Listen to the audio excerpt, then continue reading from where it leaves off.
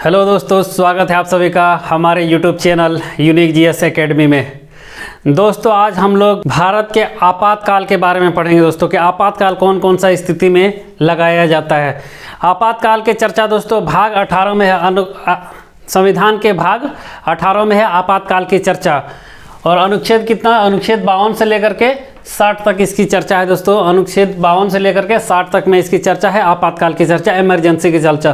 कौन कौन सा सिचुएशन में इमरजेंसी लगाया जाता है दोस्तों, कौन कौन सा क्षेत्र में इमरजेंसी लगाया जाता है, किस किस कारण से इमरजेंसी लगाया जाता है, आपातकाल लगाया जाता है, ये सब के बारे में हम लोग आज संपूर्ण जानकारी लेंगे दोस्तों। ये one of the most important topic है दोस्तों, आपातकाल इमरजेंसी। एग्जाम में इससे, हर एग्जाम में इससे एक क्वेश्चन पूछा जाता है दोस्तों। तो इसको एकदम आप शुरू से अंत तक देखिए और इसके बारे में पूरा आसानी से समझ जाइए आपातकाल के बारे में, ठीक है। देखिए दोस्तों, आपातकाल 3 तरह के होते हैं, ठीक है। आपातकाल होते हैं मेनली कितने तरह के होते हैं, 3 तरह के होते हैं।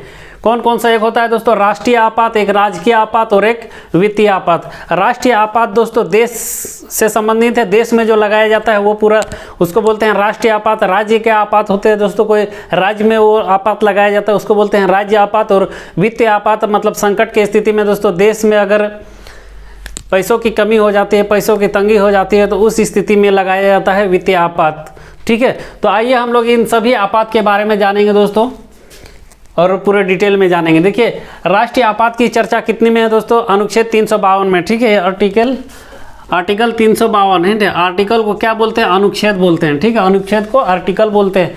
तो राष्ट्रीय आपात की चर्चा कितने आर्टिकल में दोस्तों, अनुच्छेद 352 आर्टिकल 352 में है ना। 4 बढ़ाते जाइए, आप लोग याद रखते जाइए, ठीक है। राजकीय आपात कितना है दोस्तों, कौन से अनुच्छेद में इसकी चर्चा है, तो अनुच्छेद 356 में राजकीय आपात की चर्चा है। और वित्तीय आपात की चर्चा कितने में है दोस्तों, अनुच्छेद 360 में। तो ये भी क्वेश्चन इससे भी बन जाता है कि राष्ट्रीय आपात कौन सा आर्टिकल में है, राजकीय आपात कौन सा आर्टिकल में और वित्तीय आपात कौन सा आर्टिकल में, यहाँ तक भी क्वेश्चन बन जाता है। तो ये तो आपको समझ में आ गया होगा। 4 का पढ़ा तो चलते जाइए, 4 का डिफरेंस आपका मिलता जाएगा। राष्ट्रीय आपात 356, राजकीय आपात राष्ट्रीय आपात 352, राजकीय आपात 356 और वित्तीय आपात 360। तो ये आपको समझ में आ गया होगा, ठीक है। अब आइए दोस्तों, ये आपातकाल कौन से देश से लिया गया है दोस्तों, तो ये जर्मनी से लिया गया है दोस्तों। आपातकाल कहाँ से लिया गया है, जर्मनी से लिया गया है। एक वित्तीय आपात है दोस्तों जो यूएसए से, अमेरिका से लिया गया है। बाद बाकी जितने भी आपात हैं वो कहाँ से लिए गए हैं, जर्मनी से लिए गए हैं, ठीक है। तो हम लोग सबसे पहले जानते हैं दोस्तों राष्ट्रीय आपात कौन कौन से स्थिति में लग सकती हैं, ठीक है। राष्ट्र मतलब देश में इमरजेंसी कौन कौन से सिचुएशन में लग सकते हैं कि वो पूरे भारत में लागू हो जाए। देखिए दो सिचुएशन में लग सकते हैं दोस्तों, 2 तरह से लग सकते हैं। देश में पूरी तरह से आपातकाल लग सकती है, इमरजेंसी लग सकती है, इसमें सब कुछ ठप हो जाता है। देखिए जब कोई देश से युद्ध छिड़ जाए दोस्तों, जैसे पाकिस्तान हो गया, चाइना हो गया, जो भी हम लोग के पड़ोसी देश हैं या कोई भी पड़ोसी देश के अलावा भी कोई देश है, श्रीलंका हो गया, म्यांमार हो गया, जितने भी कोई भी देश से अगर हम लोग का युद्ध छिड़ जाता है दोस्तों तो उस स्थिति में आपातकाल घोषित कर दिया जाता है, ठीक है। और एक सशस्त्र विद्रोह में, मतलब सशस्त्र विद्रोह मतलब देश में ही विद्रोह हो जाए दोस्तों और सब यहाँ की जनता क्या करे, पूरी तरह से बंदूक गोली तलवार उलवार लेकर के क्या करे, विद्रोह कर दे, ठीक है। शांतिपूर्ण विद्रोह होगा तो उसमें कोई सिचुएशन नहीं है। लेकिन सशस्त्र मतलब अस्त्र शस्त्र के साथ अगर विद्रोह कर दे, खून खराबा चारों तरफ होने लगे दोस्तों, ठीक है, तो उस सिचुएशन में भी यहाँ पे राष्ट्रीय आपात लग सकता है। राष्ट्रीय आपात की चर्चा कितने में है, अनुच्छेद 352 में, आर्टिकल 352 में। तो ये आपको समझ में आ गया। विदेशी देशों से आक्रमण हो जाए, विदेशी देशों से लड़ाई हो जाए दोस्तों, युद्ध छिड़ जाए तो उस सिचुएशन में, और देश के अंदर अगर सशस्त्र विद्रोह हो जाए तो उस सिचुएशन में राष्ट्रीय आपात लग जाता है। तो आपको यह समझ में आ गया होगा। अब ये राष्ट्रीय आपात लगाता कौन है दोस्तों, तो ये राष्ट्रपति लगाते हैं। लेकिन सबसे पहले सलाह किससे लेते हैं, मंत्रिमंडल से लेते हैं। तो इससे पहले वाला वीडियो में मैंने मंत्रिमंडल और मंत्रिपरिषद के बारे में बता दिया है। मंत्रिमंडल की चर्चा किसमें है दोस्तों, केवल ये अनुच्छेद 352 में ही है, इसके अलावा और कहीं पे मंत्रिमंडल की चर्चा नहीं है, ठीक है। तो यहाँ पे कैबिनेट मिनिस्टर्स बैठते हैं और यहाँ पे सिर्फ राष्ट्रपति बैठते हैं। तो मंत्रिमंडल में सिर्फ 2 तरह के मंत्री बैठते हैं दोस्तों, एक कैबिनेट मिनिस्टर और एक राज्य मंत्री स्वतंत्र प्रभार। तो राज्य मंत्री स्वतंत्र प्रभार वही बनते हैं जो कैबिनेट के नीचे रहते हैं, मतलब कैबिनेट मंत्री अगर नहीं है तो उस सिचुएशन में वो स्वतंत्र प्रभार कहलाते हैं। ठीक है, तो इससे पहले वाला वीडियो आप नहीं देखे तो उसको पहले देख लीजिए, ताकि आपको बहुत आसानी से समझ में आ जाएगा दोस्तों मंत्रिमंडल के बारे में। तो मंत्रिमंडल की सलाह लेते हैं दोस्तों, इसमें 12 से 13 मेंबर होते हैं मंत्रिमंडल में। ठीक है, तो यहाँ मंत्रिमंडल से सलाह लें कि क्या इस तरह से घोषित कर देना चाहिए आपातकालीन, तो मंत्रिमंडल बोलेगा हाँ कर दीजिए, आप लीजिए हम साइन करके दे रहे हैं। तो ये राष्ट्रपति उसको क्या करेंगे, आपातकाल घोषित कर देंगे। ठीक है, राष्ट्रपति आपातकाल घोषित कर देंगे। लेकिन और जितने भी सांसद है दोस्तों, देखिए मंत्री परिषद में भी बहुत सारे हैं और बहुत सारे सांसद हैं, तो वो सांसद को तो हम लोग चुन चुन के भेजते हैं, देश के अलग अलग क्षेत्र से चुन करके जाते हैं सांसद। जितने भी 545 सांसद हैं लोकसभा में और राज्यसभा में जितने भी सांसद हैं दोस्तों, ये क्या है आपका संसद है। ठीक है, संसद में जो बैठता है उसको सांसद कहते हैं, मेंबर ऑफ पार्लियामेंट। तो एक तरफ होता है दोस्तों लोकसभा और एक तरफ होता है राज्यसभा। ठीक है, तो ये सब की भी अनुमति लेना जरूरी है दोस्तों, क्योंकि मेनली हम लोग जो संसद को चुन करके भेजते हैं तो वो सब भी तो हम लोग का ही प्रतिनिधित्व, हम लोग का ही आवाज़ है एक्चुअली देखा जाए तो। ठीक है, तो ये सब का भी क्या करना होता है दोस्तों, ये सब का भी समर्थन लेना बहुत जरूरी होता है। ठीक है, किसका, संसद का, मतलब लोकसभा और राज्यसभा दोनों से भी अनुमति मिलना बहुत जरूरी है। ये तो और ये 30 दिन के अंदर, जैसे राष्ट्रपति तो लागू कर दिया कि हाँ इमरजेंसी लागू हो गया, लेकिन इसको चलाने के लिए दोस्तों सुचारू रूप से कि हाँ इमरजेंसी पूरी तरह से लागू है, तो उसके लिए यहाँ पे लोकसभा और राज्यसभा दोनों से अनुमति लेनी पड़ती है दोस्तों। ठीक है, दोनों से क्या कर लेनी पड़ती है, अनुमोदन कराना पड़ता है, अनुमति लेनी पड़ती है। तो ये आपको समझ में आ गया होगा। और कितने दिन के भीतर, 30 दिनों के भीतर। ठीक है, अगर ये मंत्रिमंडल की सलाह पर राष्ट्रपति घोषणा कर दिया कि इमरजेंसी लागू हो गया, ठीक है, लेकिन अगर लागू कराना है संपूर्ण रूप से, पूर्ण रूप से, तो उसको संसद से भी अनुमोदन कराना जरूरी है। ठीक है, देखिए संसद से अनुमोदन कराएंगे तो संसद में 2 सदन होते हैं, एक राज्यसभा और एक लोकसभा। तो राज्यसभा से भी और लोकसभा से भी दोनों से ही क्या करना पड़ता है, अनुमोदन, और कितना से, 2/3 मेजोरिटी से। ठीक है, लगभग 66% वोट चाहिए इसमें भी। तो अगर मान के चलिए राज्यसभा में क्या हो गया दोस्तों, ये पास हो गया, लेकिन राज्यसभा तो हम लोग जानते हैं परमानेंट हाउस है। ठीक है, ये कभी भी भंग नहीं हो सकता है, लेकिन क्या हो सकता है, लोकसभा तो भंग हो सकता है दोस्तों। अगर सरकार गिर गई तो लोकसभा वैसे भी भंग हो गया। ठीक है, मेजोरिटी के लिए 273 मेंबर्स चाहिए। तो इसके बाद मैं एक वीडियो बनाऊंगा जो कैसे बनता है कोई प्रधानमंत्री, उसके बारे में, तो ये आप समझ सकते हैं। लोकसभा भंग हो गया तो देखिए जो दोस्तों, जो अगर जो भी नया लोकसभा गठित होगा तो उसको 30 दिन के भीतर इसको अनुमोदन करना होगा दोस्तों। ठीक है, 30 दिन के अंदर इसको अनुमोदन करना होगा। ठीक है, ये तो अनुमोदन दोनों जगह से उसको अनुमति चाहिए, लोकसभा से भी चाहिए, राज्यसभा से भी चाहिए। हम लोग जानते हैं राज्यसभा विघटित नहीं होता है, कभी भी भंग नहीं होता है, तो राज्यसभा तो फटाफट कर दिया। लेकिन अगर उस पीरियड में, उस दौरान में अगर लोकसभा भंग हो गया, सरकार गिर गया, तो उस सिचुएशन में क्या होगा दोस्तों, जो भी नया लोकसभा गठित होगा उसको 30 दिन के भीतर उसको अनुमोदन करना पड़ेगा। ठीक है, 30 दिन के भीतर, देखिए 30 दिन के भीतर। और ये कितने दिनों तक ये इमरजेंसी लागू होगा दोस्तों, तो ये इमरजेंसी 6 महीने तक लागू होगा। ठीक है, अगर मान लीजिए युद्ध चला 6 महीने में खत्म हो गया तो 6 महीने तक चलेगा, लेकिन 6 महीने के बाद भी युद्ध अगर जारी है तो फिर से 6 महीने के लिए लागू कर दिया जाएगा, मतलब बढ़ा दिया जाएगा। ठीक है, ऐसा थोड़ी है कि युद्ध जो है 6 ही महीना में खत्म हो जाए। कोई युद्ध 1 साल से भी चल सकता है, कोई युद्ध 3 महीना भी चल सकता है, कोई 30 दिन भी चल सकता है। तो उस सिचुएशन में आप समझिए कि कैसे कैसे कब ये खत्म हो सकता है। मान कर चलिए दोस्तों 6 महीना में खत्म युद्ध नहीं हुआ, ठीक है, तो क्या ये खत्म हो जाएगा, इमरजेंसी खत्म हो जाएगा? नहीं, 6 महीना के लिए और आगे बढ़ा दिया जाएगा। इसी तरह इसको बढ़ा के अनंत काल तक बढ़ाया जा सकता है, जब तक युद्ध खत्म ना हो जाए। ठीक है, तो इसको लागू 6 महीने तक और 6 महीने तक करके अनंत काल तक, इसको 6 महीने करके अनंत काल तक बढ़ाया जा सकता है, मतलब इन्फिनिट समय तक।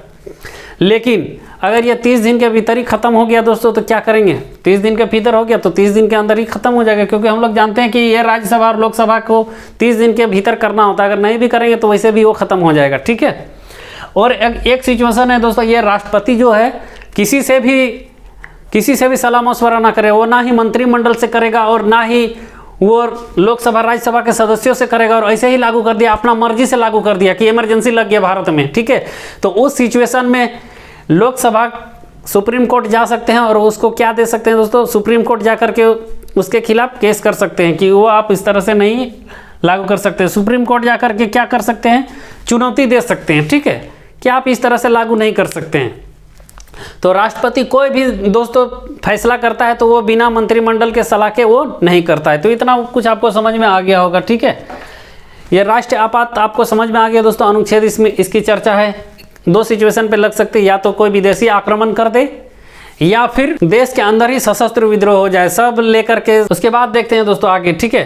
देखिए अनुच्छेद 352 जब लागू रहता है दोस्तों, ये राष्ट्रीय आपात जब लागू रहता है तो उस समय अनुच्छेद 358 ऑटोमेटिकली लागू हो जाता है, ठीक है, स्वतः ही लागू हो जाता है। अनुच्छेद 358 क्या होता है, स्वतः ही लागू हो जाता है। अब 358 में क्या है दोस्तों, आर्टिकल 358 में क्या है, आर्टिकल 358 में क्या है दोस्तों, तो इसमें ये कहा गया है कि दोस्तों इस जब ये लागू होगा तो जितने भी मूल अधिकार हैं हम लोग का, जो आर्टिकल 19A में जितने भी सभी मूल अधिकार नहीं, मतलब आर्टिकल क्या कर देगा दोस्तों, 19 को ख़त्म कर दिया जाएगा, ठीक है। 19 को ख़त्म कर दिया जाएगा मतलब 19 में क्या है दोस्तों, भाई हम लोग की बोलने की स्वतंत्रता है, प्रेस की स्वतंत्रता है, किसी को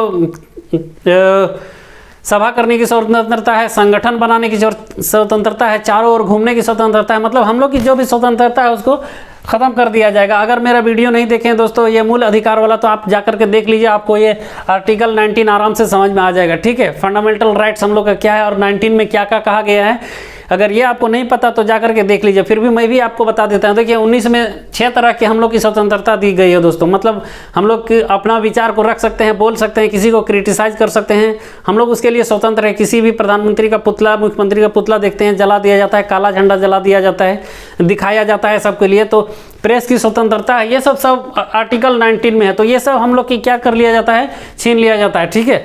अगर मान के चलिए यहाँ पे लग गया, ठीक है, आपातकाल लग गया, राष्ट्रीय आपात लगा हुआ है, और हम बोलेंगे धरना दे करके जाके करेंगे कि मोदी जी मुर्दाबाद, मोदी जी मुर्दाबाद, ठीक है।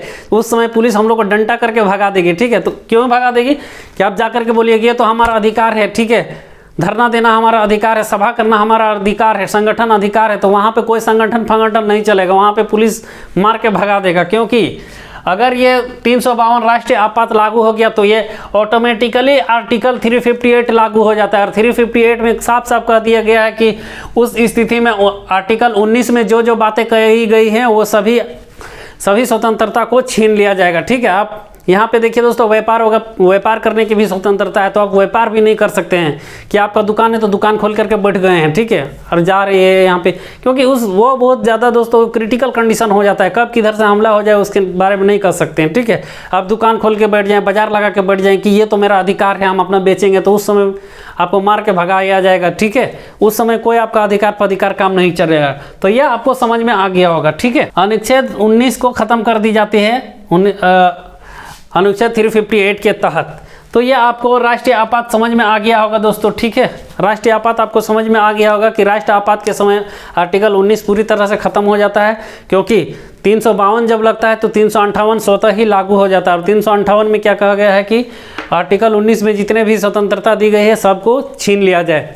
देखिए पहली बार मंत्रिमंडल शब्द का प्रयोग कहाँ हुआ है दोस्तों, आर्टिकल 352 में, और एकमात्र यहीं पे मंत्रिमंडल शब्द का प्रयोग हुआ है। उसके बाद संविधान में कहीं भी जिक्र नहीं है मंत्रिमंडल शब्द का। तो यह भी क्वेश्चन बहुत बार पूछा गया है कि दोस्तों मंत्रिमंडल शब्द का प्रयोग कौन से अनुच्छेद में पूछा गया, तो ये 352 में। तो राष्ट्रीय आपात आपको समझ में आ गया होगा दोस्तों, ठीक है। राष्ट्रीय आपात अब तक कितनी बार लग चुका है भारत में, तो अब तक 3 बार लगा हुआ है। राष्ट्रीय आपात अब तक 3 बार लगा हुआ है। देखिए पहली बार कब लगा था दोस्तों, 1962 में भारत और चीन के बीच जब युद्ध हुआ था दोस्तों, चीन युद्ध है ना, भारत चीन युद्ध हुआ था 1962 में। उसी समय पे चीन ने किसका कब्जा कर लिया दोस्तों, अक्साई चीन का कब्जा कर लिया है, ठीक है। जम्मू कश्मीर जो लद्दाख वाला हिस्सा है 10% वहाँ पे कब्जा कर लिया, अक्साई चीन को कब्जा कर लिया, ठीक है। दूसरा कब लगा था दोस्तों आपातकाल, तो ये बांग्लादेश संकट के समय लगा था, जब 1971 का युद्ध हुआ था भारत और पाकिस्तान के बीच में, तो उस समय ये आपातकाल लगाया गया था, ठीक है। और तीसरा लगाया गया था 1975 के समय, आंतरिक अशांति के समय, ठीक है। ये इंदिरा गांधी ने लगाया था आंतरिक अशांति बता करके 1975 में। तो 3 बार अब तक आपातकाल लग गया है दोस्तों। कब कब लगा है, 1962 में, 1971 में और 1975 में। आपको ये समझ में आ गया होगा, ठीक है। और ये राष्ट्रीय आपात के बारे में भी समझ में आ गया होगा। अब आइए दोस्तों, ये अनुच्छेद 359 क्या कहता है दोस्तों, इसके बारे में भी जान लेते हैं। ये आपातकाल स्थिति में 359 पहले ही हम क्यों लिखे हैं, इसका भी एक कारण है दोस्तों, ठीक है। देखिए अनुच्छेद 359 में क्या कहा गया है दोस्तों, राष्ट्रपति अनुच्छेद 20 और 21 को छोड़कर सभी मूल अधिकार को स्थगित कर सकता है। ठीक है, मूल अधिकार की चर्चा कितना से कितना तक है दोस्तों, आर्टिकल 12 से लेकर के 35 तक मूल अधिकार की चर्चा है। ठीक है, मूल अधिकार की तो 19 तो खत्म हो जाता है, आपको पता है 19 में क्या हम लोग को बोलने की स्वतंत्रता, कहीं पे सभा करने की, संगठन बनाने की, इधर उधर घूमने की, देश भ्रमण करने की, कहीं पे व्यापार करने की। ठीक है, ये सब अधिकार जितने भी हैं सबको खत्म कर दिया जाता है। उसके अलावा क्या बचता है दोस्तों, 20 और 21 में इसलिए कहा गया है दोस्तों क्योंकि उस सिचुएशन में भी अगर कोई गलती करता है, कोई निकल भी जाता है, तो उस समय जिसको भी सजा दी जाएगी तो वो कानून के तहत सजा दी जाएगी। 20 में यही कहा गया। और 21 में भी क्या कहा गया है दोस्तों, 21 में किसी को प्राण एवं दैहिक स्वतंत्रता है वो, ठीक है, दो सिचुएशन ऐसे हैं जो पूरी तरह से क्या कर सकते हैं, राष्ट्रपति इस दोनों को खत्म नहीं कर सकते। कोई हेलमेट नहीं पहन के जा रहा है, ठीक है, कोई कुछ गलती कर दिया तो उसको भी कानून के दायरे में रहकर ही सजा दी जाएगी। तो ये आपको समझ में आ गया होगा 359। ठीक है, मूल अधिकार वाले एक बार जाकर के वीडियो देखिए, आपको पूरी तरह से समझ में आएगा मूल अधिकार में क्या क्या कहा गया है।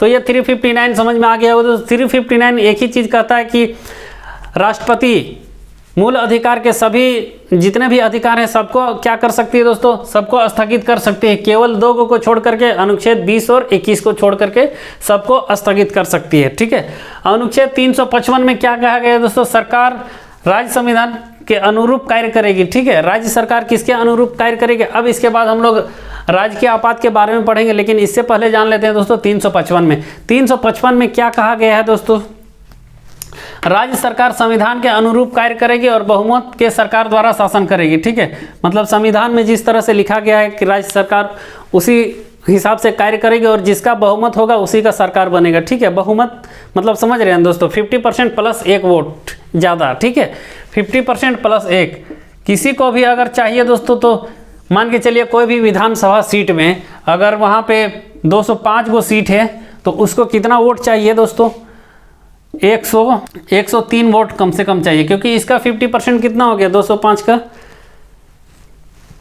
तो 103 वोट उसको चाहिए। 103 वोट 202 प्लस 1 203 वोट उसको चाहिए। कोई भी राज्य सरकार में मुख्यमंत्री वही बनेगा जिसका बहुमत होगा। ठीक है, तो बहुमत के आधार पर ही वो शासन करेगा किसी भी राज्य में। तो अनुच्छेद 355 में क्या कहा गया है दोस्तों, राज्य सरकार संविधान के अनुरूप कार्य करेगी, संविधान के खिलाफ वो कार्य नहीं कर सकती है। ठीक है, और बहुमत की सरकार पर कार्य करेगी, मतलब जिस सरकार का बहुमत होगा, जिसका 50% प्लस 1 ज़्यादा सीट होगा वही सरकार बनाएगा, वही मुख्यमंत्री बनेगा। ठीक है, और अनुच्छेद 365 में क्या कहा गया है दोस्तों, राज्य सरकार केंद्र सरकार के दिशा निर्देश पर कार्य करेगी। ठीक है, राज्य सरकार केंद्र सरकार के दिशा निर्देश पर कार्य करेगी। तो आप देखिए सुनिए, राज्य आपात लागू कैसे होता है, कोई भी राज्य में राज्य आपात लागू किस हिसाब से लागू होता है, कब वो राज्य सरकार राज्य में आपातकाल लागू हो सकता है। तो देखिए ये दोनों चीज़ का अगर उल्लंघन करता है दोस्तों, अनुच्छेद 355 और 365 का, तब उस सिचुएशन में क्या करेगा, राज्य सरकार में राज्य आपात लागू हो जाएगा। वो संविधान के अनुरूप, मतलब जिस तरह संविधान को पूरा उल्लंघन करेगा दोस्तों, संविधान को कुछ मानेगा नहीं, अपने हिसाब से राज्य करेगा, केंद्र का कुछ बात ही नहीं मानेगा, बिना बहुमत का वो राज्य चलाना चाहेगा। तो उस सिचुएशन में क्या होगा दोस्तों, किसी भी सरकार का मान लीजिए बहुमत नहीं मिला, 2 पार्टी है 3 पार्टी, किसी को बहुमत नहीं मिला, एक एक करके सबको मौका मिला कि आप अपना बहुमत सिद्ध करिए, कोई नहीं सिद्ध कर पाएगा, तो क्या वहाँ पे लागू होगा कि नहीं, वहाँ पे राज्य आपात लागू हो जाएगा। और वहाँ पे क्या चीज़ लागू हो जाएगा दोस्तों, राष्ट्रपति शासन हो जाएगा। ठीक है, राष्ट्रपति शासन। इस सिचुएशन में, राज्य आपात के सिचुएशन में दोस्तों राष्ट्रपति शासन लागू हो जाता है, क्योंकि इस पर मुख्यमंत्री का कोई पावर नहीं रहता है, मुख्यमंत्री का पावर पूरा खत्म हो जाता है, सारा पावर चला जाता है राज्य के पाल के पास। ठीक है, गवर्नर के पास। और गवर्नर को नियुक्त कौन करते हैं, तो राष्ट्रपति करते हैं। किसके सलाह पर करते हैं, तो वो मंत्रिमंडल के सलाह पर करते हैं। तो आइए हम लोग जानते हैं दोस्तों अनुच्छेद 356। देखिए अनुच्छेद 356 में राज्य के आपात और राष्ट्रपति शासन की चर्चा है। राज्य का संवैधानिक ढांचा विफल हो जाए दोस्तों। ठीक है, संवैधानिक ढांचा विफल होने का मतलब क्या है कि ये संविधान के अनुरूप उस राज्य में उस कार्य ना हो और बहुमत का सरकार ना हो और कोई भी बहुमत सिद्ध नहीं कर पा रहा हो, तो उस सिचुएशन में क्या लागू हो जाएगा दोस्तों, राज्य के आपात लागू हो जाएगा। ठीक है, अनुच्छेद 365 तथा 355 का उल्लंघन करने पर 355 और 365 क्या है ये भी आपको समझ में आ गया हो। अगर इसका भी उल्लंघन हो रहा है तो फिर राज्य का आपात लागू होना अनिवार्य है दोस्तों। तो आपको समझ में आ गया होगा, ठीक है।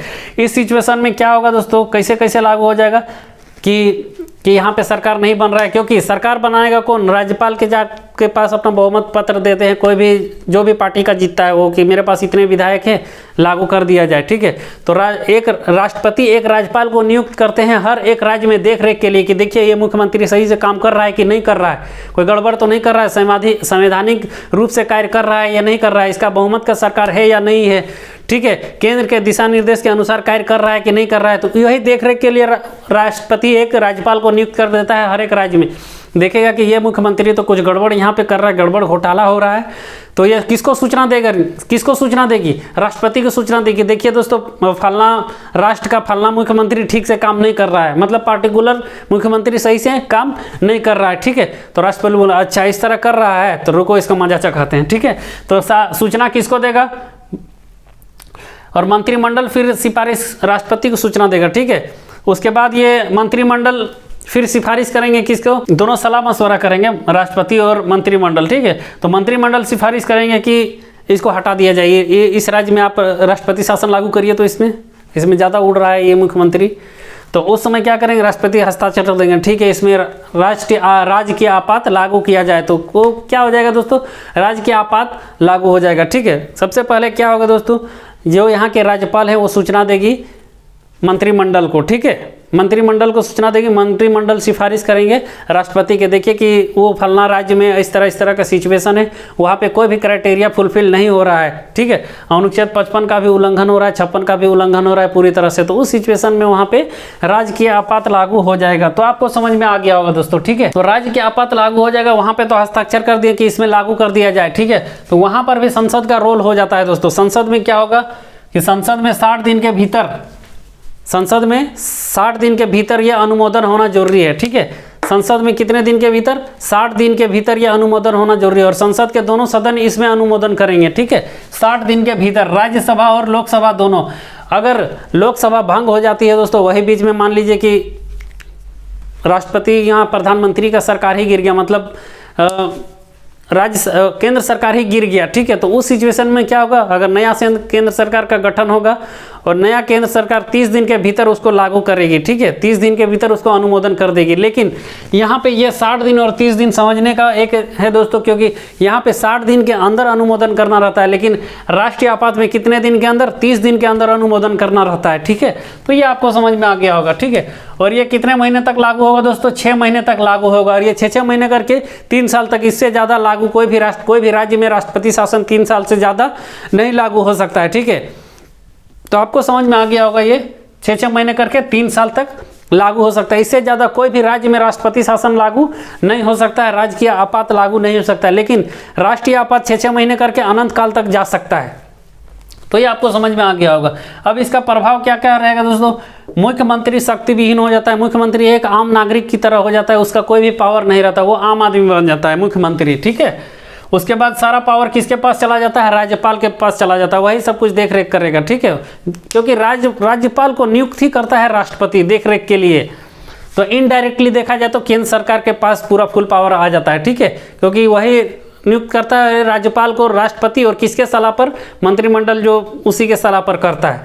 तो इनडायरेक्टली देखा जाए तो सारा पावर किसके पास चला जाता है, सेंट्रल गवर्नमेंट के पास चला जाता है। वही राज्य सूची में कानून बनाएगी दोस्तों, विधायी शक्ति में कानून बनाएगी, राज्य सूची में कानून बनाएंगे और बजट बनाएंगे, ठीक है। राज्य सूची में मतलब देखिए, एक राज्य के पास सारा पावर होता है दोस्तों, सारा पावर होता है राज्यपाल के पास, ठीक है।